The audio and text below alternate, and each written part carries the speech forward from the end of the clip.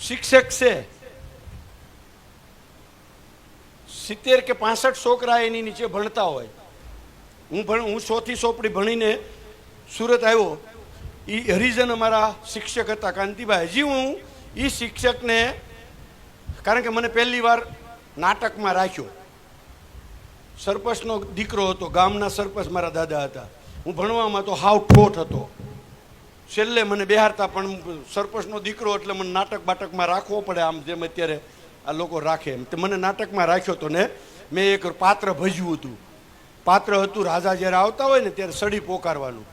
આસ્તે કદમ ઉલા કાસ્તે કદમ સોને કી સડી રૂપે કી મસાલ જરીન કા જામા મોતી કી માલા મહારાજ ધીરાજ અમરસિંહને ઘડી ખમા, એટલું જ બોલવાનું.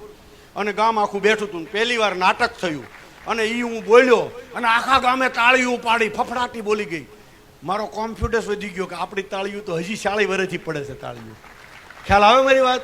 આ તાળીની રમત છે. એમ એક શિક્ષક આવા 70 છોકરા 65 છોકરા એની નીચે ભણતા હોય. દર વર્ષે છોકરા બદલાય. શિક્ષક ઇનાઈ હોય, 40 વર્ષ 35 વર્ષ નોકરી કરે, 25-50 હજાર માણસો એની નીચે ભણીને જતા હોય. એમાં કેટલાય સૌજીભાઈ જેવા થતા હોય. જ્યારે એને સાચા દિલથી કોકના દીકરાને ભણાવ્યા હોય, અને દીકરાને ભણાવવાની જરૂર પડે, એના દીકરાનું ધ્યાન કુદરત રાખે. ખ્યાલ આવે મારી વાતનો? તમારે તમારા દીકરાનું ધ્યાન રાખવાની જરૂર ન પડે. જ્યારે તમારી નીચે કામ કરે છે કે તમારી નીચે ભણે છે કે તમારી હેઠે છે, એ તમે જો દીકરાની ઘોડે રાખો તો તમારા દીકરાને ભગવાન દીકરાની ઘોડે રાખે, 1 થી 100 ગણો આપે. આ કુદરતનો નિયમ છે. હું કાયમિક કહું, હું એમ્પ્લોય છે ને મારે ત્યાં જેટલા બી છે એ મને, હું એને ખરેખર, હું મારા દીકરો હોય કે એમ્પ્લોય હોય, મારામાં કોઈ ભેદ નથી. એમ્પ્લોયના દીકરાને અમે કાંતિભાઈ ટ્રેનિંગ આપી જાહેરમાં, એટલે કહું છું મારી કમિટમેન્ટ તૂટે નહીં. મારા દીકરાને જેટલું મેં શીખવાડવામાં ધ્યાન દીધું હોય એ જ સિસ્ટમથી એમ્પ્લોયના દીકરો હોય કે ગામનો કોઈ પણ દીકરો હોય એને શીખવાડવાનું. કોઈ ભેદભાવ કે કોઈ આર્ટિફિશિયલ, કોઈ મોનોપોલી નહીં રાખવાની. જ્યારે દીકરાની ઘોડે જ્યારે એને રાખી તો અહીંયા સુરતમાં અમારી 6000 કામ કરે અને મુંબઈમાં 2000, 8000 લોકો કામ કરે છે. જ્યારે એને દીકરા ઘોડે સમજી, એ બાપ ઘોડે સમજે કે નહીં? હલો, તમારો છોકરો સમજે કે ન સમજે? 8000 દીકરા છે, હાલો, 16000 આંખ છે ને 16000 હાથ છે. અમારી કંપનીને પાનખર ઋતુ આવે ખરી? તમે બાપ ઘડે એને દીકરાની ઘોડે રાખો, એ તમને બાપ ઘોડે રાખે. આ નેચરનો નિયમ છે. તમારું કરેલું કારેય ન જાય. તમને આ વિશ્વાસ હોવો જોઈએ, તમને આ પાવર હોવો જોઈએ, આવો ભાવ હોવો જોઈએ, આવો કોન્ફિડન્સ હોવો જોઈએ. ખાલી વાતો કરે કાંઈ નહીં થાય. વર્તન, વાત ને વ્યવહાર ત્રણેય એક લાઈનમાં જ્યારે મળશે ત્યારે 100% રિઝલ્ટ મળવાનું ચાલુ થશે. વિધાતાએ, ભગવાને કદાચ તમારા ભાગ્ય ખોટા લખ્યા છે તો ભાગ્ય સુધારવાનું ચાલુ કરશે. આ મને કેટલી વાર ભગવાનના રૂબરૂ નથી મળ્યા, ભગવાન છે એવા પ્રૂફ કેટલી વાર મળ્યા છે કે કરેલું કોઈ દી જાતું નથી. તમે કરવાનું તો ચાલુ કરો. એટલે તમારે કાલે શું કરવાનું? અહીંયા બેઠા હો તો આજ જ કરી લેજો. હક કરીને મળી લો, પ્રેમથી. બાપ દીકરોય હક કરીને મળે, ભાઈ ભાઈ હક કરીને મળે, હાહુ વહુ મળે, માં દીકરો મળે અને માં દીકરી મળે. જેમ નેચરલ રીતે એકવાર તમે ઘરમાં હક કરવાનું ચાલુ કરજો. તમારા ઘરમાં તમારા મંદિરે જવાની જરૂર નહીં પડે, ઘર જ મંદિર બની જાય. મંદિરે તો ખોટા માણસને જવું પડે. તમારું ઘર, ભગવાન ખુદ ઘરે આવે. હું કાયમિક માટે કહું છું, જો આપણે પૂજા કરીએ, પાઠ કરીએ, મંદિરે જઈને દર્શન કરીએ, ઓકે, શ્રદ્ધા વિશ્વાસ બધું બરાબર, પણ આપણે શું કામ કરીએ ખબર? ભગવાન અરે સોદો કરીએ છીએ. હું સોદો કરીએ છીએ, માગવા જઈએ છીએ ને.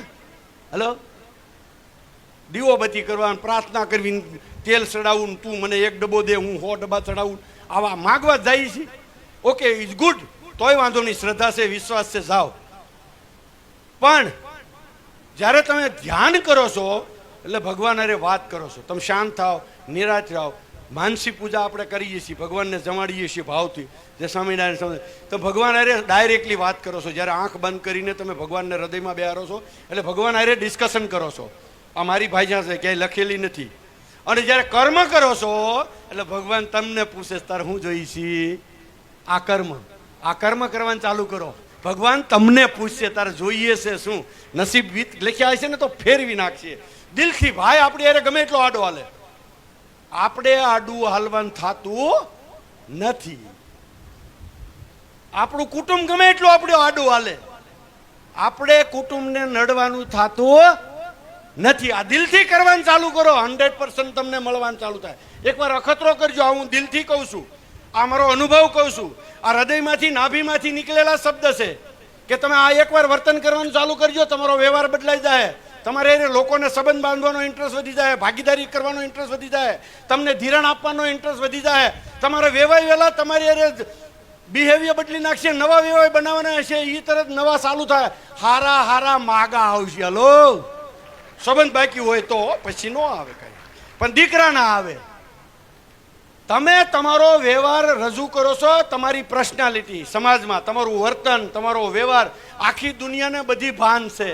સારી વાત કરીએ કાંઈ નથી થવાનું. તમારા વર્તનમાં સારી વાત આવવી જોઈએ, વ્યવહારમાં સારી વાત આવવી જોઈએ. 100% ઘર જ આપણું મંદિર બની જાય.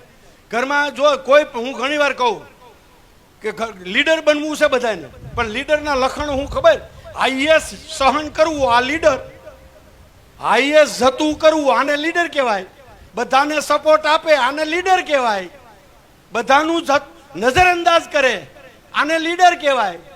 સૌથી સહેલો ફંક્શનમાંથી જાય ને સૌથી પહેલા આવે એને લીડર કહેવાય.